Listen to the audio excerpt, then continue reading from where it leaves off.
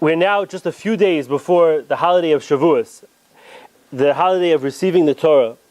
And I think it's so appropriate that we're sitting here today celebrating the completion of a learning process.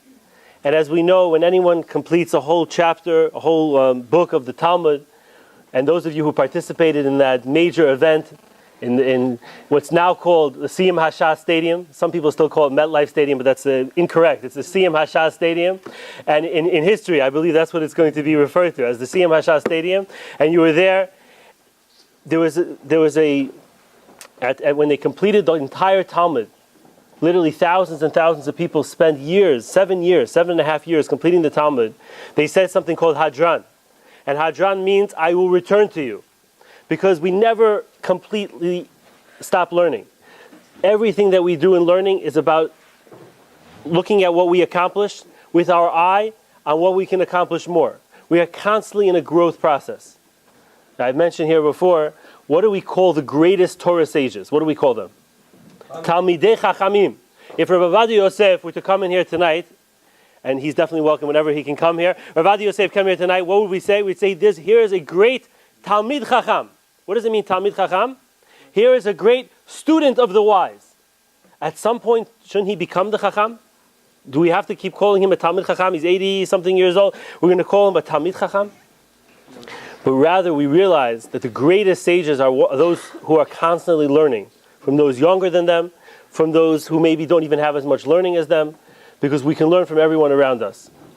And as long as we realize we're constantly in a state of growth and of learning, we can get to amazing places. But we are just a few days away from the holiday of Shavuos. And we're in this period between Pesach and Shavuos, a period of time of spiritual growth. Every one of these days, maybe Rabbi Gutmacher will share with us a little bit of the Kabbalistic ideas of the Sfirot, of the mystical concepts that happen during this time between Pesach and Shavuos. But we're in a process of growth that leads up to the receiving of the Torah. The Jewish people, when they left Egypt, were at the lowest point in Jewish history, the 49th level of Tumah. And they left, and 50 days later, they were at the highest level of Kedusha, of holiness. Anyone who's had opportunity to study Torah will know that the closer you get to Har Sinai, to the receiving of the Torah, the closer you are to the source. And you'll find certain Chachamim, like the Vilna Gaon, who lived in the 1700s, who in some ways was like a Rishon, like a Rashi. But in general, you see a constant decline from the greatest sages, where the sages who wrote the Mishnah, like Rabbi Akiva, I don't know why I mentioned his name first, Rabbi Yehuda Hanassi, Rabbi Meir, and literally 300-400 years later, we have the Amoraim, Abaya and Rava, Ravina, Ravasi, and they say about themselves, and these were great sages themselves, they say, if the Tanaim were people, we are donkeys. Ben, you hear that? They say, if the Tanaim were people, we are donkeys. They felt so far removed from the Tanaim that they felt like they were donkeys. And how did they go from the lowest level of impurity to the highest level of purity in 50 days? It doesn't make any sense. It doesn't make any sense. But as you know, somebody once came to a rabbi and he says, why is it that whenever I ask you a question, you answer me with another question? And the rabbi answered, why not? Okay? So we Jews, we like asking questions. Okay? So the same question I could really ask on many of you. I can ask the question on some of my own relatives who grew up totally secular, totally secular, and are now teaching Torah. And I believe the answer is that the neshama, the soul that's inside of us, that Hashem put inside of us, is pure. There's a prayer that we say every morning. We say, Elokai, neshama shenasata bi, tohorahi. What does that prayer mean? My God, the soul that you put inside of me is pure, something like that. Okay, so Daniel actually translated it correctly. Most people, without thinking about it, if they do know what the words mean, think it means, God, the soul that you placed in me was pure. That's when I was a little baby. And now, you don't want to know. You don't want to know what I did, I am so far away from purity that I don't even feel comfortable in the synagogue. I don't feel comfortable learning Torah because I did things I shouldn't have done. I saw things I shouldn't have done. I'm totally disconnected. But actually what Daniel said is 100% correct. The prayer does not say it in past tense. it says it in present tense. God, the soul that you gave to me is pure. Today, on May 7, 2013, it's still pure.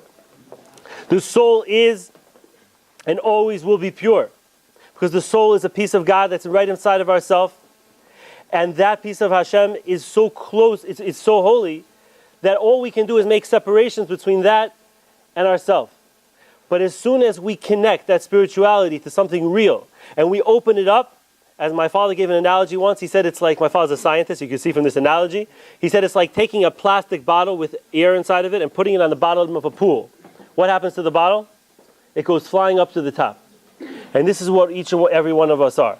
We're that plastic bottle that as soon as we take away the impediment, as soon as we give ourselves a chance, we go flying up. And I think it is so appropriate that we celebrate the completion of a semester and the beginning of further growth right now during this period of time. Please find this chair, please. I want you to be comfortable, please. In a chair. Right now during this period of time between Pesach and Shavuos. Tonight, you're going to have an opportunity to hear from many of the Emet rabbis that are here this evening.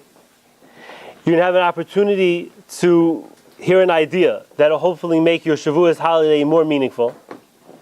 As Sarah mentioned, we are beginning to start preparing for the summer semester of Emet, and one of the themes that you're going to be hearing about this evening, in addition to spiritual growth, in addition to preparing for Shavuos, is the idea of Jewish leadership.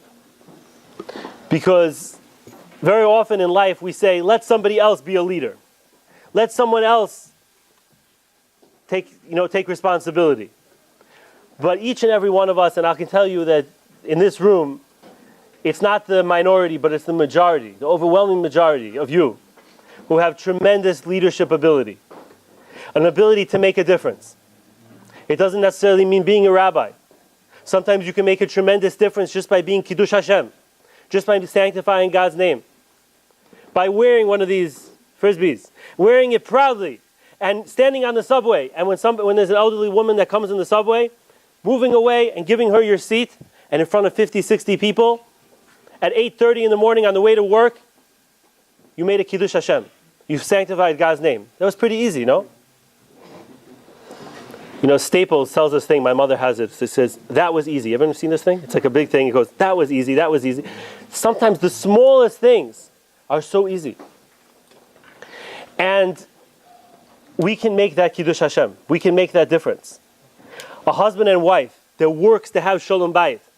And it's not easy to have Shalom Bayit, especially today. I think it's probably one of the hardest times in history to have Shalom Bayit. We have so many pressures that are pulling at the Jewish home. And I think maybe it's just from my own experiences, but I think in Queens it's even harder. And I think sometimes being in the Bukharian community, it's a very, very difficult place to be sometimes to have Shalom Bayit. There are a lot of different pressures fighting against having Shalom Bayit. But if you work to have Shalom Bayit, and you work on yourself and you work together to create that Shalom Bayit, there's an unbelievable Kiddush Hashem that comes from that. When people around you, and the effect that you have is unbelievable. Without getting up and preaching and lecturing people, when people see a couple that has a true Shalom Bayit, that makes a really big Kiddush Hashem.